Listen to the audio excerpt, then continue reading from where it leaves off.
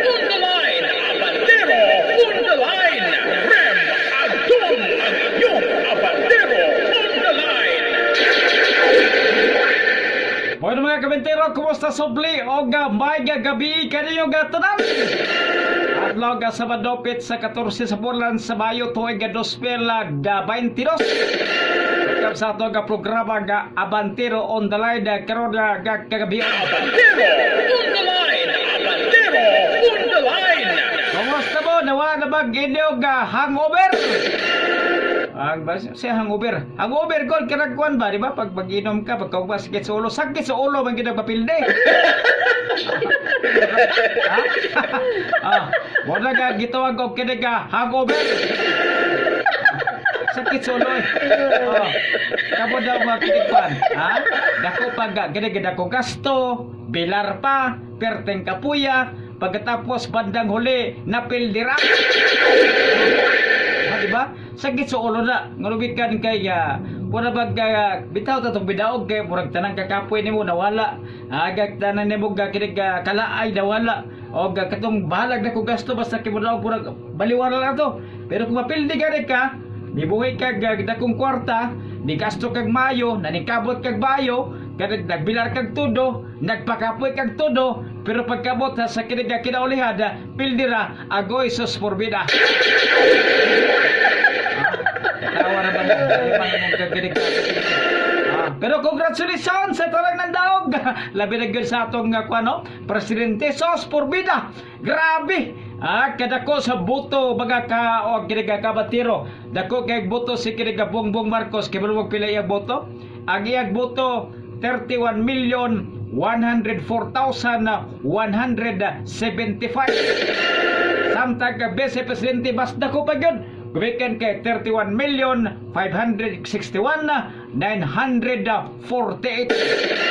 Business resulta sa kuha kito ka halalan result. Kikinig 98% palag 98% 35 98.35%. Base sa kinig 2:47 PM May 13, 2022. Kinig resulta ga atong gibasa. Pero wala gyud dinang bagwan kag 98% na lang di na mabangbang na bisan pag kinig ko na di maggubikan kay ang kalaban tinunga. Sa to pa nagpasabot nga kinig ingon bang kumilik ko nga first time kuno ni sa history sa Commission on Election o sa kinig election sa rason nga miabot og 31 million kapin aga turnout sa mga botante. Kaniadto si kini Pangulong Duterte mikabat lang pinakataas to nga boto sa presidente 16 million. Pero karon gidoble halos kumikan kay 31 million kapit. Galibad ka na bosa. Congratulations gubikan kay batud pa ang kikining tao kuno excited nga mopili sa bagong leader. Muna taas ko ang turnout sa muray panglantaw sa mga eksperto nga kiniga taas ang turnouts gumikan kay ang mga botante kining excited kining ganado moboto nga kiniga gumikan kay ang pangulo nga ilang butuhon kanang sinsakto gyud ug haom mudumala sa atong panggobyerno sa kasamtagag panahon. Abandero, on the line. Abandero, on the line. Rem, Adun, ang inyong Abandero, on the line. Sunod kinato, congratulations niya kag Doktora Krista Pinyol. Kumusta dok murag video taas gyud imong boto murag kinig pinangga jud kas tao ba kay kinig taas ang iyang boto. Baga kinig kabantiro dinha sa North Kirbato si Doktora Krista Pinyol. Lagi katulog kinig nasulod pagka board member diya sa 2nd district sa North Cotabato. Ang iyang boto ginakabuot naa sa kinig 91,721. Kada dako kayo ikumpara sa miaging tuig katong 2019 elections mikabat lang sa 82,890 ang iyag nakuha ka boto.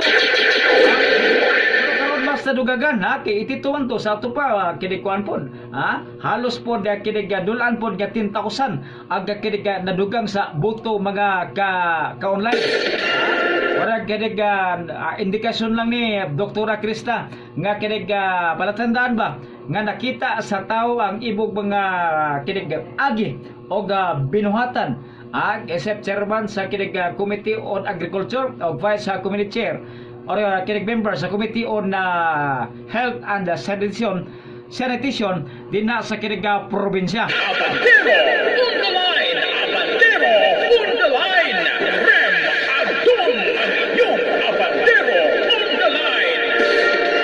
Sa soble, congratulations kag Doktora Krista Pinyol sa ikaduha niya termino pagka board member dinha sa kinig North Cotabato.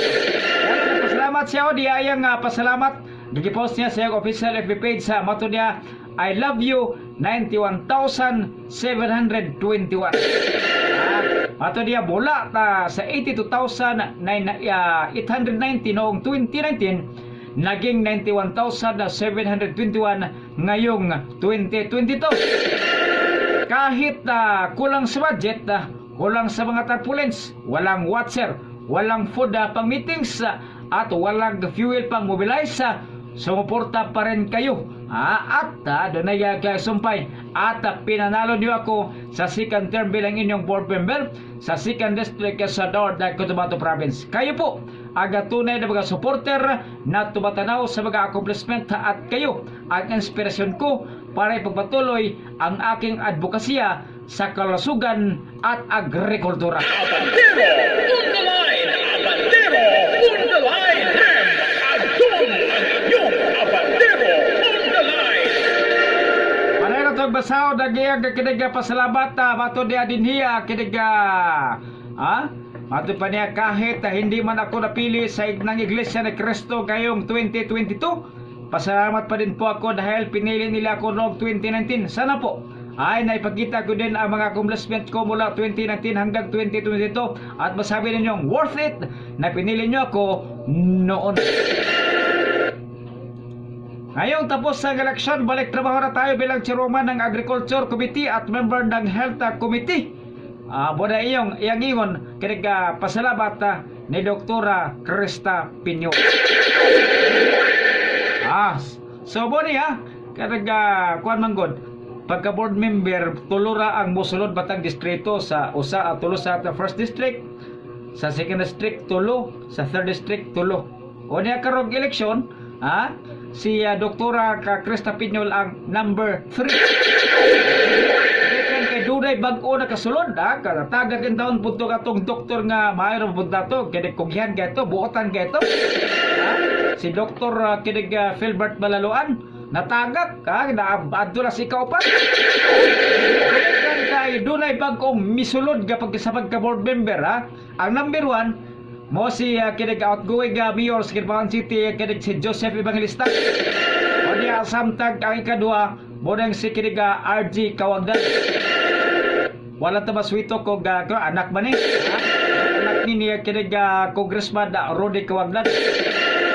Muna agad na sulod, hinungdang kinig ang nagpabilin labang mo si Doktora Krista Pinyol sa kinig nakaasa number 3 board member din sa North Cotabato.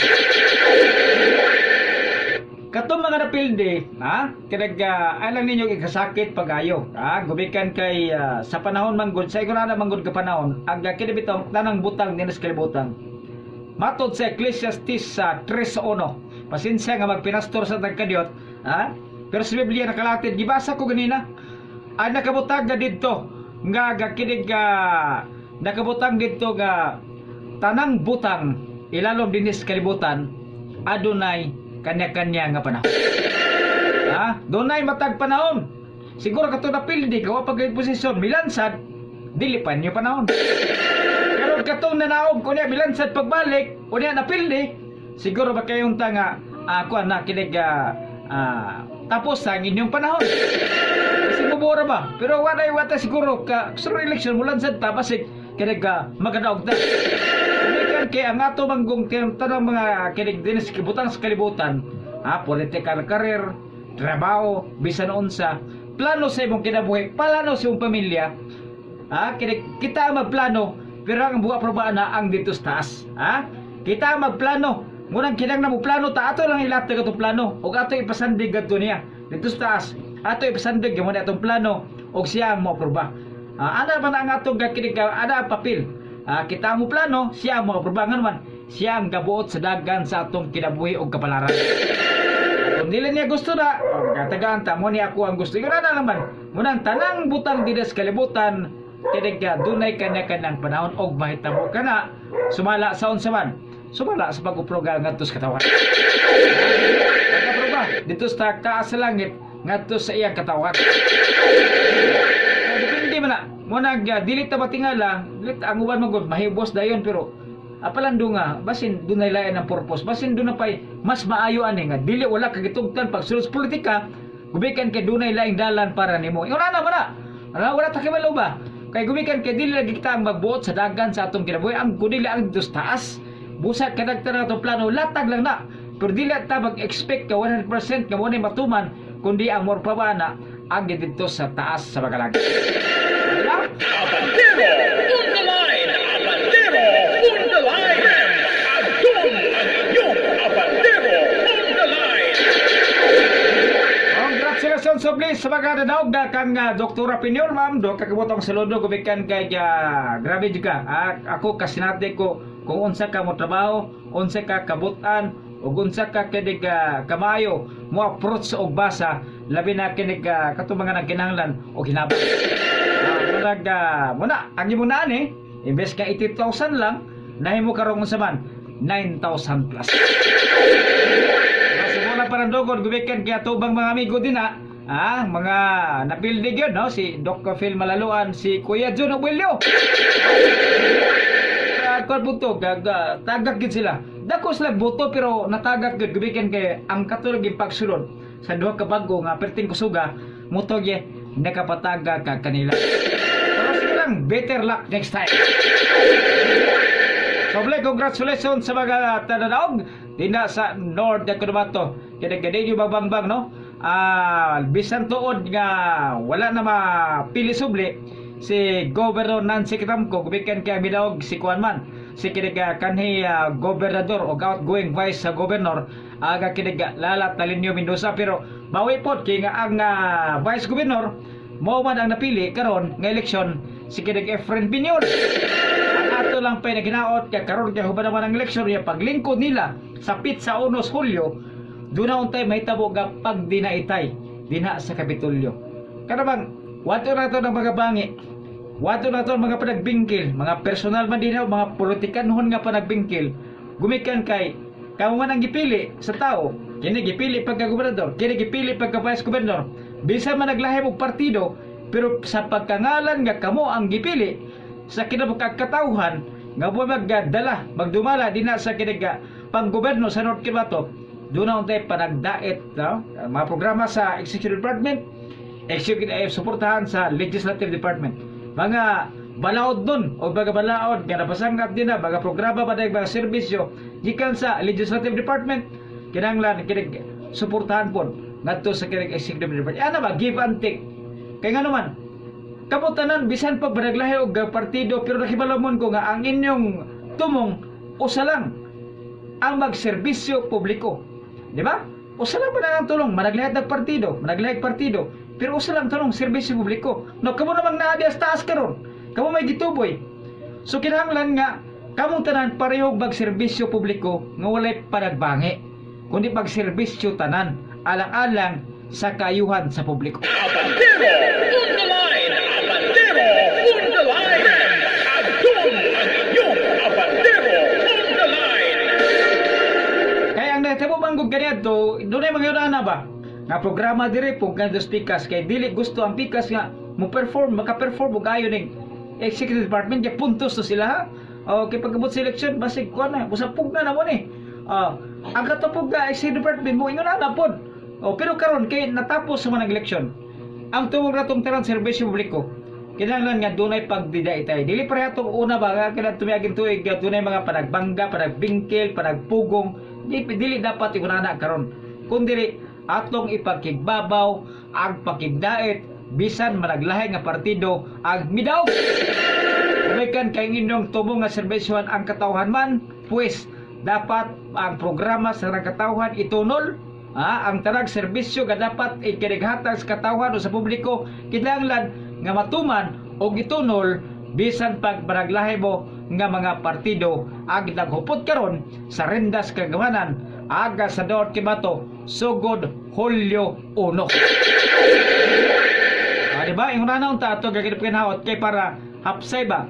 Hapsay ang pagpanerbisyo nato nga sa publiko o gakinig dili masayang aga pundos gobyerno ang pundo mahatag yun o gakinig pasilbi ngadto sa katawhan. Abandero on the line! Abandero on the line!